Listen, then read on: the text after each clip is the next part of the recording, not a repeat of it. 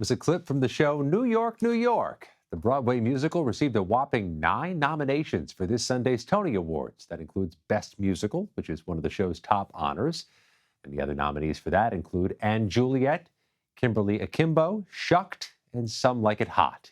This year's ceremony is going to be held in New York's Washington Heights neighborhood Sunday. It'll air right here on CBS.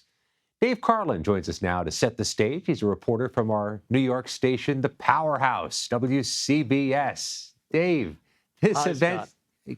Good to see you. This event was canceled almost. How did it sidestep that writer's strike? Well, the writer's strike definitely complicated things. And of course, the question was, would it affect the show a lot or a little? Now, it turns out it affects it a little. The Tony Award people wanted a waiver from the union, did not get that, but got something, which is that they would not go on a picket line and strike the actual ceremony. So people could go, there wouldn't be a strike or a picket line outside, and the nominees could go inside and get their awards and give the speeches. And you can be pretty sure some of them will mention the writer's strike. Absolutely. We mentioned Some Like It Hot. It led the nominations with a whopping 13 of them. Take a listen to a piece of it. Now you could knock me over with a feather, 'cause Joe, the lady that I'm loving is me. You are our resident expert, so do you think it takes home the big one, the Best Musical? I could never, with a category this, competitive, you have to remember there was a year where everyone thought Wicked might win and Avenue Q did. So sometimes when you have a show like Some Like It Hot, it gets a lot of nominations. It has a big band, a big orchestra, sets, it's a big, big show, and it's an old-fashioned show. But then you have another one, Kimberly Akimbo, that really strikes, people, right in the heart, and it's a smaller show, and it came up, through the off-Broadway ranks. So, & Juliet is so creative, Shucked is so funny, New York, New York has that appeal of the city. So it's hard to say. Just because something gets the most nominations, it's probably going to do very well and could indeed take home the big prize, but not necessarily. You look at some of the predictions made by all the critics and all the newspapers, and Kimberly Akimbo is way up there, and of course, Some Like It Hot is too.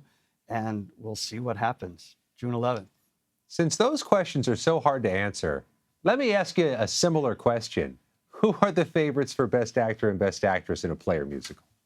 Well, Sean Hayes, who people know from Will and Grace, is doing a phenomenal job in a play that he is in. And there is Jessica Chastain, who is a movie star. And sometimes you look at some of the other awards and who wins to kind of get a feel for who might win. But, you have a Miles Frost last year who played MJ.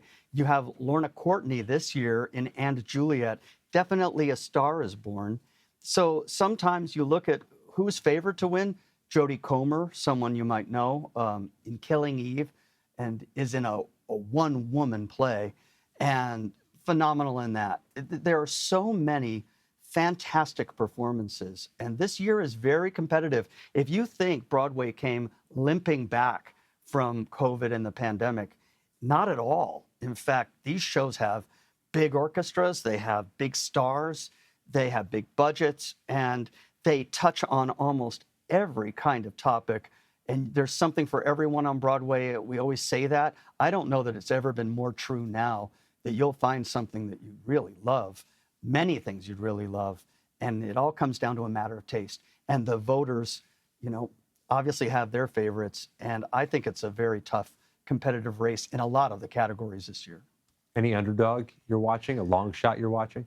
A long shot is Shucked. It's very funny, and it just, who knew it would have these, wonderful nominations, and it did better than expected because it's not based on something, and when it came to Broadway, people didn't know what it was, and of course, it's a very broad, very funny show about corn. It's hard to describe, actually.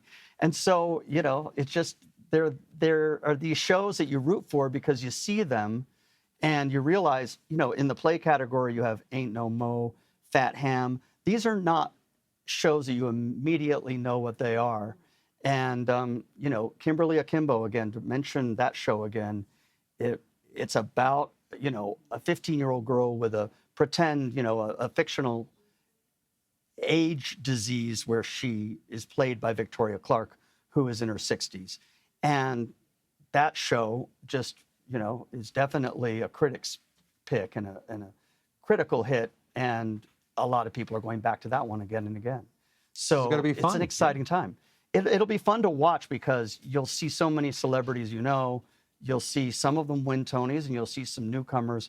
And the thing is, if newcomers win, it's the beginning of something special. All of a sudden, you start seeing them more and more, and then they become stars themselves. That's right. Dave Carlin, lots to look forward to. Thank you very much. Thank you. And a reminder, you, Dave, and me, we can all watch the 76th Annual Tony Awards this Sunday, June 11th.